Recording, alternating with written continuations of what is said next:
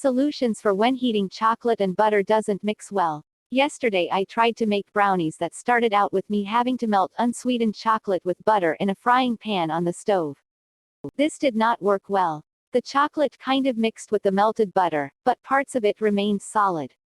I then had to let it cool before adding the rest of the ingredients. The butter and chocolate separated, and the chocolate formed small to medium solid globs in the butter. What did I do wrong? If this were to happen again, how would I go about fixing it? Should I add something to counteract this, and if so, what and how much? Note, I didn't have unsweetened chocolates, I used Hershey's pure chocolate chipits.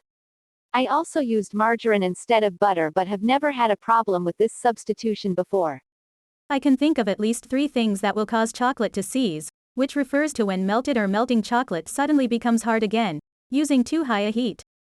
Double boiler is the safest, but you can use a saucepan on very low heat. Sugar bloom and other impurities. You shouldn't get this with baker's chocolate, but if you use any lower quality chocolate, this can seep into the melting chocolate and cause it to seize. Contact with moisture. Even a tiny amount will cause it to immediately seize, and it's difficult to recover at that point. Sounds like you fell into traps number 2 and number 3 and possibly number 1. I would not melt chocolate in margarine. I'd even be wary of melting it in butter, and find it strange that a recipe would call for that, because both butter and margarine contain water.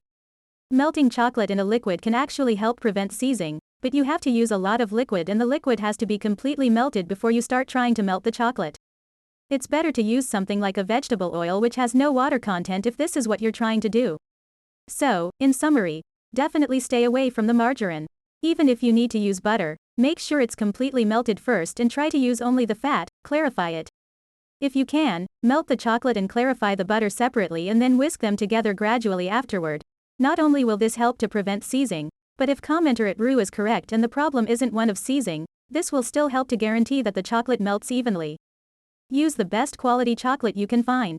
Chipits are generally okay to melt on their own, but if they've been sweetened then this may contribute to seizing if other factors are present. Melt in a double boiler or on very low heat.